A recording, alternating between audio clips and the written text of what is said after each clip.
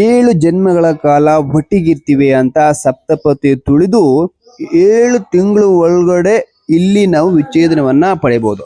ಇದು ಬೆಂಗಳೂರಿನ family court ಶಾಂತಿನಗರದಲ್ಲಿದೆ. ಇಬ್ಬರ ಒಪ್ಪಿಗೆಯ ಮೇರೆಗೆ ಮಾತ್ರ 7 ತಿಂಗಳ ಒಳಗಡೆ ಡಿವೋರ್ಸ್ ಸಿಗುತ್ತೆ. ಇಲ್ಲ ಅಂದ್ರೆ 4-5 ವರ್ಷ ಎಳ್ಕೊಂಡು ಹೋಗುತ್ತೆ. ಒಪ್ಪಿಗೆ ಮೇರೆಗೆ ಡಿವೋರ್ಸ್ ಆದ್ರೆ ಏನು ಪರಿಹಾರ ಸಿಗಲ್ಲ.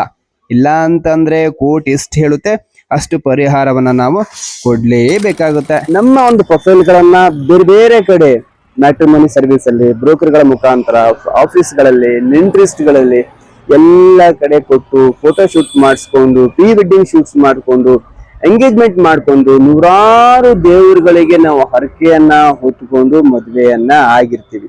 ಮದುವೆ ಆದ್ಮೇಲೆ ನಾವು ಅನುಸರಿಸ್ಕ ಹೋಗ್ಬೇಕು ಅಂತ ಹೇಳಿ ಅಪ್ಪ ಅಮ್ಮಂದ್ರೆ ಹೇಳ್ಕೊಟ್ಟಿರ್ತಾರೆ. ನಮ್ಮ ಕೌಟುಂಬಿಕ ವ್ಯವಸ್ಥೆಯಲ್ಲಿ ಅಕ್ಕಪಕ್ಕ ಇರ್ತಕ್ಕಂಥ ಫ್ಯಾಮಿಲಿಗಳನ್ನ ನೋಡಿ ನಾವು ಬೆಳೆದಿರ್ತೀವಿ.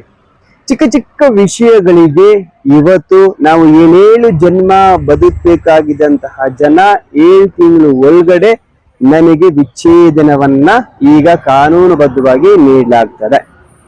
ಒಂದು ಎಕ್ಸೆಪ್ಷನಲ್ ಕೇಸ್, ನೈಸರ್ಗಿಕವಾಗಿ ಅಂದ್ರೆ ಪ್ರಕೃತಿದತ್ತವಾಗಿ ಏನಾದ್ರೂ ಹಿಂಸೆ ಆಗ್ತಾ ಇದ್ರೆ, ಅಥವಾ ಮಕ್ಕಳಾಗಲ್ಲ, ಅಥವಾ ಕಾಯಿಲೆಗಳಿರುತ್ತೆ, ಮತ್ತೆ ಬೇರೆ ಬೇರೆ ಸಣ್ಣ ಸಣ್ಣ ಒಂದು ವಿಚಾರಗಳಿರ್ತವೆ. ಎಕ್ಸೆಪ್ಷನಲ್ ಕೇಸ್ಗಳಿಗೆ ಬಿಟ್ಟು 99% ಅಹಮ್ಮಿಗೋಸ್ಕರ ಇವತ್ತು ವಿಚ್ಛೇದನ ನಡೀತಾ ಇದೆ. ನಮ್ಮ ಭಾರತೀಯ ಕೌಟುಂಬಿಕ ವ್ಯವಸ್ಥೆ ಎಲ್ಲಿಗೆ ಹೋಗ್ತಾ ಇದೆ?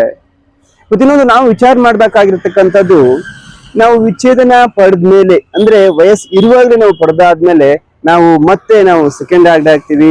ಏನು ಮುಂದಿನ ಜೀವನ ಏನು? ನಾವು ಮದುವೆ ಆದ್ಮೇಲೆ ಸೆಕೆಂಡ್ ಹ್ಯಾಂಡ್ ಆಗ್ತೀವಿ. ಹುಡುಗಿ ಹುಡ್ಕೋಬೇಕಾದ್ರೆ ಇವ್ನಿಗೆ ಆಲ್ರೆಡಿ ಮದುವೆ ಆಗಿದೆ, ಅಥವಾ ಹುಡುಗಿಗೆ ವಿಚ್ಛೇದನ ಆದ್ಮೇಲೆ ಆಲ್ರೆಡಿ ಹುಡುಗಿ ಮದುವೆ ಆಗಿದೆ. ಮಕ್ಕಳುಗಳಿರುತ್ತವೆ, ಮಕ್ಕಳುಗಳ ಪರಿಸ್ಥಿತಿ ಏನು? ಎಲ್ಲವನ್ನ ನಾವು ವಿಚಾರವನ್ನ ಮಾಡ್ಬೇಕಾಗುತ್ತೆ. ನಾವು ಅನುಸರಿಸ್ತಕ್ಕಂಥದ್ದು ಅಂದ್ರೆ ನಾನ್ ಮೇಲು ಹುಡುಗಿ ನಾನ್ ಮೇಲು, ನಾನು ದುಡಿಯೋಕೆ ಹೋಗ್ತೀನಿ, ಇವನ್ ಮಾತ್ ನಾನೇನ್ ಕೇಳ್ಬೇಕು, ಇವನ್ ಮಾತ್ ನಾನೇನು ಕೇಳ್ಬೇಕು ಅಂತ ವಿಚಾರಗಳು ಈಗ ಇಡೀ ಒಂದು ನಗರದಲ್ಲಿ ಈಗ ಕಂಡು ಬರ್ತಾ ಇದೆ. ಬಹುತೇಕ 99% ಈ ಒಂದು ವಿಚ್ಛೇದನಕ್ಕೆ ಅಮ್ಮಂದಿರು ಕಾರಣ ಅಂತ ಹೇಳಿ ಕೆಲವು ಜನಗಳು ಮಾತಾಡ್ಕೋತಾ ಇದ್ದಾರೆ. ಯಾಕೆಂತೇಳಿ ಸಣ್ಣ ಸಣ್ಣ ವಿಚಾರಗಳನ್ನ ಮೊದಲು ಹೇಳ್ತಕ್ಕಂಥದ್ದು ಹುಡುಗಾಗ್ಲಿ ಹುಡುಗಿ ಆಗ್ಲಿ ಅಮ್ಮಂದಿರು ಅಲ್ಲಿ ನೇರವಾಗಿ ವಿಲನ್ಗಳಾಗ್ತಾರೆ.